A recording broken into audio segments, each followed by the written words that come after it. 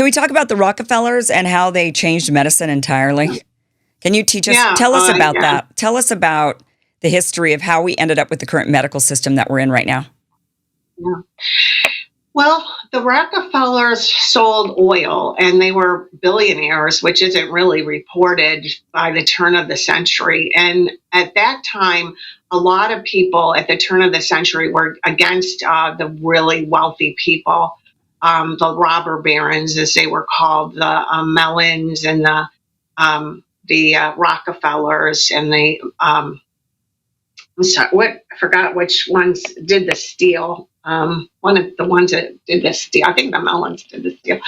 But anyhow, so they got this idea that they needed to start foundations and to give themselves a better reputation. And there were two of the foundation, the Carnegie, that was the Carnegie Foundation and the Rockefeller Foundation, had two brothers. They were called Flexner. One was a physician and the other one was a educator. So at that time, there were only two drugs, Bayer Pharmaceuticals. One founded aspirin in about 1948, the other one in about 1848, and the other one at about 1888 was morphine. And so these now were extractions from plants where you take one ingredient from the plant that you think is doing the action, and then you make it a huge amount. And so that's what they did. Or they might add like a little chemical over here, like a fluoride or a hydroxy group, whatever. So, so this was called now like orthomolecular medicine. And the Germans were the ones that were doing this, and they funded an institute, the Kaiser Wilhelm Institute in Germany. And they really were doing, which people don't understand, they were doing mostly experiments in the Nazi camps on drugs and on mind control. And one of the other things that they were doing it on was they found that fluoride made people very docile. And also in our state, we just are getting our fluoride taken out of the water in Florida. So I'm very excited about that. Do you think they put the fluoride in the water because they knew it would make people docile? Yes, I do, because I'll tell you what's so fascinating. I have a good friend who's been on Army bases her whole life, basically, since she was a mother.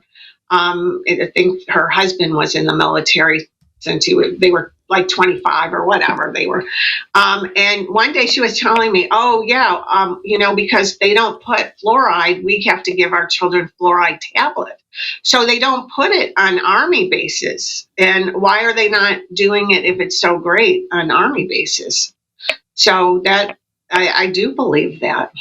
They didn't want the Army to be docile. It seems like that's who you'd want to be docile, I guess, as the Army guys. You want them to pay attention to everything. I would want them to go attack our enemies. So I see. So you're saying like it makes us more, so it makes us less aggressive. Like it makes us want to just comply, and you'd rather, interesting. So, so keep going. So they found out with these experiments that fluoride would make us docile. Right. And then they threw it in all of our water. So this is where the Rockefellers, so what they did, like all corporations do, is they decide they're going to be the arbitrator of what good health is, what good medical education is, and everything else. So what they did, back then there were naturopathic doctors, there were chiropractors, osteopathics, there were, eclectics. So an eclectic would take things from the naturopathic or the chiropractic world and integrate it with what regular medicine. And all of these people, and pharmacists were prescribing drugs up until the 50s. So all of these people were working together on people's health. So what they did is they came back and said, oh, no, we have to have standardized education. And they closed all the naturopathic schools down, and they closed down the eclectics. they tried to close down the chiropractic, and I'm not sure how they made it through, but they're always the best in politics, I think, of all the medical professions. And the osteopathics were about to get closed down, but during the Spanish flu, if you had an osteopath and he gave you a manipulative therapy, which actually increases the immune system, only 5% of the people died. And something like, I don't know, if you went to a regular doctor, I think it was like 50% or more died. So but anyhow, and they bought off a lot of these schools. They started giving millions and millions of dollars to University of Chicago, to Johns Hopkins.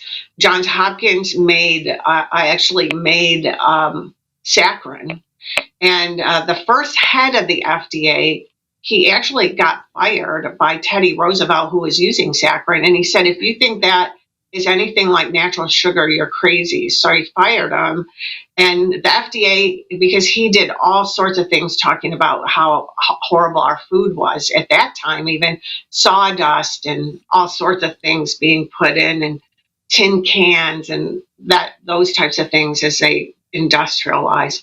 So now what I see is very horrible, because my books when I was in school were 1,800 pages, and we took 2 years of biochemistry, how the body chemically works, a year of physiology, medical physiology, which a third of my class got flunked out of in school. We took anatomy, that book, 1,800 pages. All of those courses have basically been taken out of medical, and most of them out of pharmacy education here at our schools. And the medical students come to me and they go, Dr. Lafferty, I just spent $1 million. I don't know anything. So it's very upsetting to see what's going on. They don't want people thinking. Wow.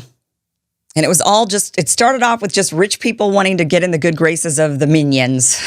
That was their thinking, right? And then mind control them, control the schools, control the education, control the water, put stuff in their water to drug them, make them all docile. I mean, that is insane. I know, doesn't it? Think about it, but look at where we're at. I mean, for me, because I saw healthy children, I never saw anybody. Yeah, I grew up outside of Buffalo, New York. So in the winter at 4:00 when you got home, you just sat around and watched TV or did homework or went to Girl Scouts or something, because it was dark outside. Yeah. You couldn't go play or anything.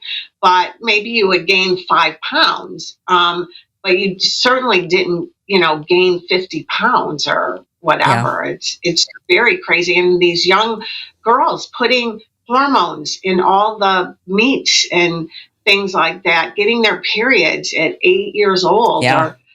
It's just really, really sad. And we're so lucky to have, to me, Donald Trump as president, and putting somebody as courageous as Robert Kennedy is to take on these big issues. I definitely hope they tackle hormones in food. There is no doubt that the hormones are just absolutely changing our bodies. I mean, my family's Vietnamese. I'm half, but I have cousins that are full, and obviously most of my family on that side are full Vietnamese, and they're small. I mean, my family members that came over from Vietnam are smaller. I mean, the men are shorter, the women are shorter. They're smaller, but the kids. Those of us that were born, there's 2 rounds of, I have like 2 rounds of cousins. Those of us that were born around when I was born in the late 70s, early 80s. And then there's another group that started being born in the early 2000s. One of my, a couple of my family members didn't marry till late, and they had children later. And they were my aunts and uncles. And their kids that were born and raised here in the United States, starting in the 2000s, are humongous compared to the rest of us. I mean, they are just taller, bigger. I mean, but the size of them, and it was like, how is this possible? We have the same genetics. And I'm half white, and they're bigger than me. And it's like they're full blooded, and their dad is no different than the dad.